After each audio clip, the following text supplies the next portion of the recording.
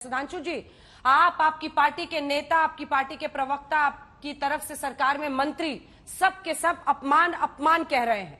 राहुल गांधी कह रहे हैं ये लोकतंत्र का इम्तिहान है, उन्हें देश की संसद में बोलने दिया जाएगा या नहीं बोलने दिया जाएगा। और अधीर रंजन चौधरी सीधी चुनौती दे रहे हैं प्रधानमंत्री को कि पीएम वर्सेस राहुल हो जाए देश की संसद में। देखिए, आपने कहा कि यदि राहुल गांधी जी का यह विचार है कि ये लोकतंत्र का इम्तिहान है, तो इम्तिहान कहां होता है? एग्जामिनेशन हॉल में होता है ना। तो उन्हें बात आके संसद में बोलनी चाहिए थी। संसद का सत्र चल रहा है, बाहर क्यों बोल रहे थे? पहली बात। दूसरी बात, आपके मन में जो भी घृणा हो मोदी जी के प्रति, खूब बोलिए, कोई बात नहीं है। भाजपा के प्रति बोलिए, सरकार के प्रति बोलिए, उल्टा सीधा बोलिए, सब आपको स्वतंत्रता है, मगर कम से कम इतनी मर्यादा तो रखिए कि विदेश में जाके मत बोलिए। दूसरा, कम से कम भारत के पूरे लोकतंत्र को लांछित मत करिए। तीसरा, आप कह रहे हैं यूरोप और अमेरिका से कि वो लोकतंत्र के रखवाले। क्या कहना चाह रहे हैं आप? आज अंजना जी 30% पॉपुलेशन है केवल डेमोक्रेसी के अंडर में दुनिया में, इसमें 16% भारत है। हम हैं लोकतंत्र के रखवाले। वो कौन है भाई? और उनसे आप कह रहे हैं कि प्रतिक्रिया नहीं कर रहे हैं भारत पे। ये प्रतिक्रिया का मतलब क्या है? मेरे विचार से 75 वर्ष के हमारे इतिहास में आज तक कभी ऐसा नहीं हुआ है कि मुख्य विपक्षी दल के नेता ने जाकर किसी दूसरे देश से प्रतिक्रिया की अपेक्षा की हो। प्रतिक्रिया का मतलब क्या है? प्रतिक्रिया का मतलब क्या है? भारत की घेरेबंदी करनी है, भारत की मोर्चेबंदी करनी है, भारत में हस्तक्षेप करना है। इसलिए यह भारत की सार्वभौमिकता का, सोवरेनिटी ऑफ इंडिया का अपमान था। इसलिए हमने कहा है कि उन्हें माफी मांगनी चाहिए। इसके अलावा अन्यथा वो बता दे कोई उदाहरण। मैं याद दिलाना चाहता हूं, 77 में चुनाव हारने के बाद इंदिरा जी भी लंदन गई थी, उन्होंने ऐसा कोई बयान नहीं दिया था। राहुल गांधी आके ऐसा बयान दे रहे हैं इमरजेंसी के दौरान। किसी भी पक्ष के नेता का, भारतीय जनता पार्टी हो या वो तमाम नेता जो उस समय कांग्रेस के प्रताड़ित थे और आज कांग्रेस के साथ हैं, जनता परिवार के लोग, उनमें से भी किसी ने ऐसा बयान नहीं दिया था। इसलिए राहुल गांधी जी ने भारत के संसदीय लोकतंत्र और स्वतंत्र भारत की सार्वभौमिकता और लोकतंत्र का इतना बड़ा अपमान किया है। इसलिए हमारी यह अपेक्षा है कि उन्हें आकर अनकंडीशनल, बगैर किसी लाग लपेट के आके उनको माफी मांग लेनी चाहिए कि साहब हमने गलत किया, भारत के बाहर जाके हमें लोकतंत्र के बारे में ऐसी बात नहीं कहनी चाहिए। चलिए आलोक जी, माफी की मांग पर वो अड़े हुए हैं। राहुल गांधी कह रहे हैं कि देश की संसद में पता नहीं मुझे बोलने दिया जाएगा या नहीं बोलने दिया जाएगा। क्या अर्थ है? क्या वाकई अंदर से कांग्रेस पार्टी ये मानती है कि लोकतंत्र खत्म हो चुका है? ये बताने की जरूरत है अन्य देशों को।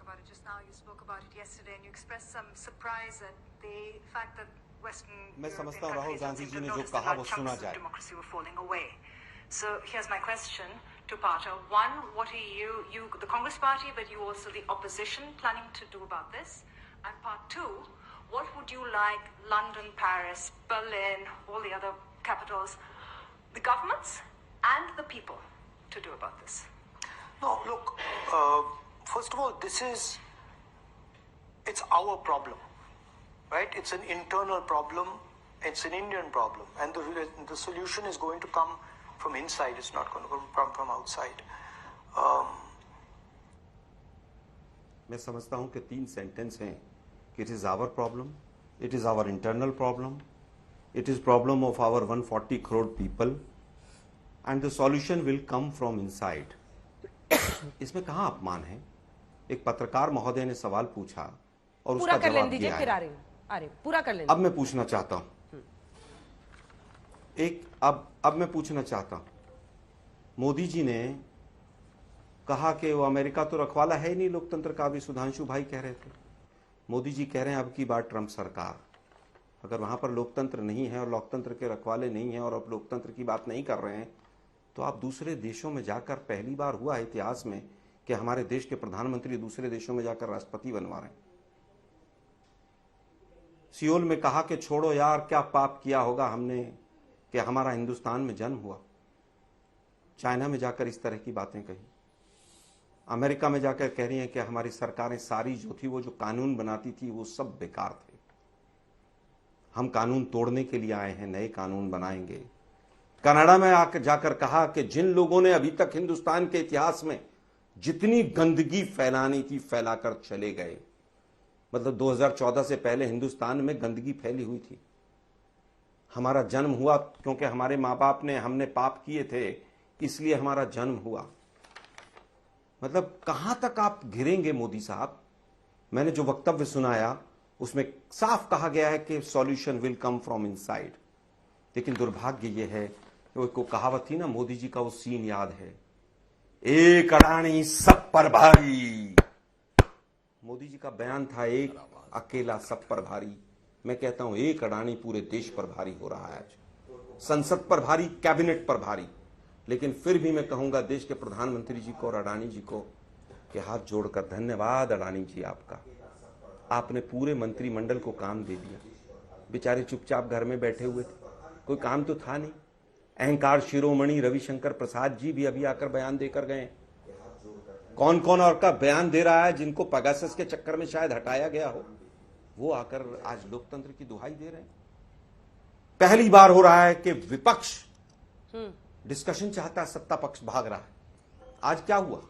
जिस समय पर राहुल गांधी जी ने कहा कि मैं बोलना चाहता हूं, स्पीकर महोदय नहीं थे वहां पर, शायद दबाव है उनके ऊपर। क्या कहना चाहते हैं? 30 सेकंड के बाद पार्लियामेंट एडजर्न हो जाती। 30 सेकंड के बाद राहुल गांधी बोलने की रिक्वेस्ट करेंगे और पहले ही वो स्क्रिप्ट लिखी हुई है, उसके बाद भाग जाएंगे। पूरी बीजेपी सड़कों पर कहेगी राहुल गांधी माफी मांगो, और संसद में जब बोलने की बारी आएगी तो कहेंगे साहब पार्लियामेंट एडजर्न हो जाएगी। हम तो फिर भी लोकसभा के मंदिर में कहेंगे कि कल बोलने दीजिएगा। और कल का भी मैं अंजना जी आप बता कर जा रहा हूं, जो उम्मीद है उनको बोलने का मौका औपचारिक तौर पर दिया जाएगा। बीजेपी हंगामा करेगी, देंगे मौका, नहीं देंगे, बोलने नहीं दिया जाएगा और फिर संसद एडजर्न हो जाएगी। पहली चीज, पहली बार हुआ है कि हंगामा सत्ता पक्ष कर रहा है। ठीक है।